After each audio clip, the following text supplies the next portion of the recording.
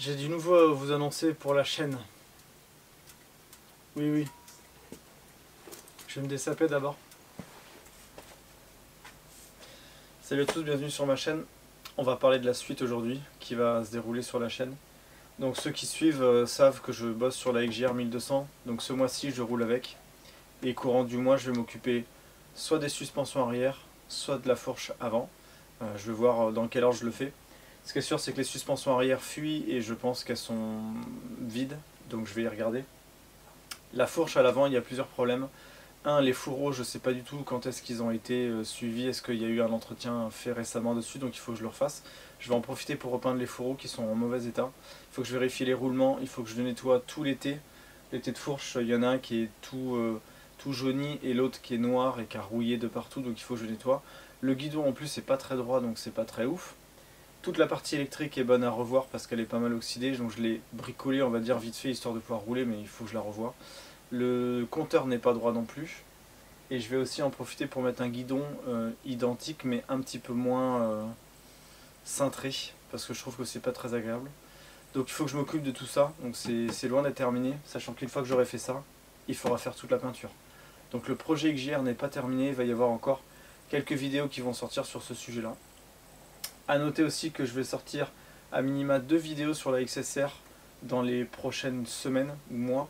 La première chose c'est que j'ai commandé une peinture de Restom spécial échappement parce que mon échappement il est d'origine, il est noir, donc aujourd'hui autant dire qu'il est plus noir, il est gris et couleur rouille à l'avant, je trouve ça dégueulasse.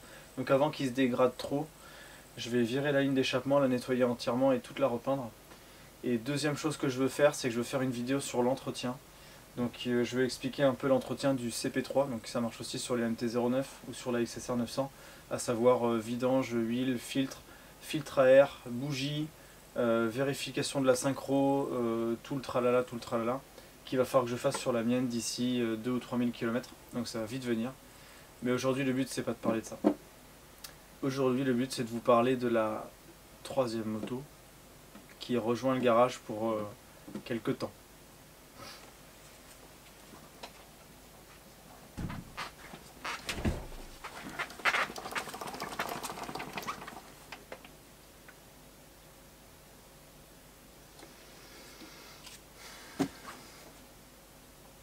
TM300 2 temps.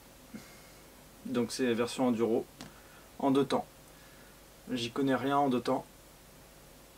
C'est pas ma moto, elle est là que temporairement, mais je vais vous en faire profiter.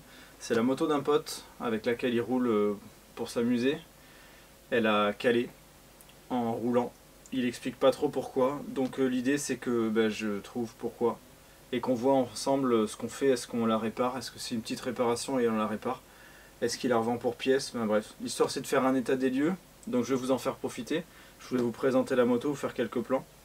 Et puis il va falloir que je découvre comment ça fonctionne à 2 temps parce que j'ai jamais bricolé de 2 temps. Donc ça c'est la suite, sachant qu'il y en aura une 4e après. Parce que ce pote là il va me gâter tout simplement, il a une autre moto dans son garage qui est plus ancienne, je vous donne pas le modèle, mais je peux vous dire qu'elle est plus ancienne, dans les années 80. Que c'est un 4 temps, que c'est un 600 cm3 et qu'elle est en panne et qu'on va la regarder, et celle-là par contre le but ça sera de la garder.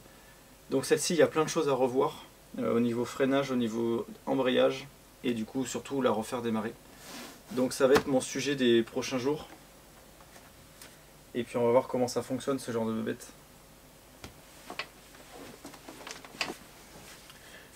L'idée quand même avant tout ça va être de lui faire un petit coup de nettoyage histoire que j'ai pas trop la main dans la terre et puis après on va découvrir le moteur. Donc première étape qu'il faut que je fasse, il faut que j'arrive à trouver le manuel d'atelier ou au moins un manuel d'entretien. J'en ai trouvé un qui est pour le même moteur mais modèle injection qui est plus récent, ça c'est un modèle à carbu. Donc je pourrais quand même peut-être m'en inspirer, mais il faut que je trouve un petit peu de doc là-dessus, c'est la première chose que je veux faire avant de démonter des choses.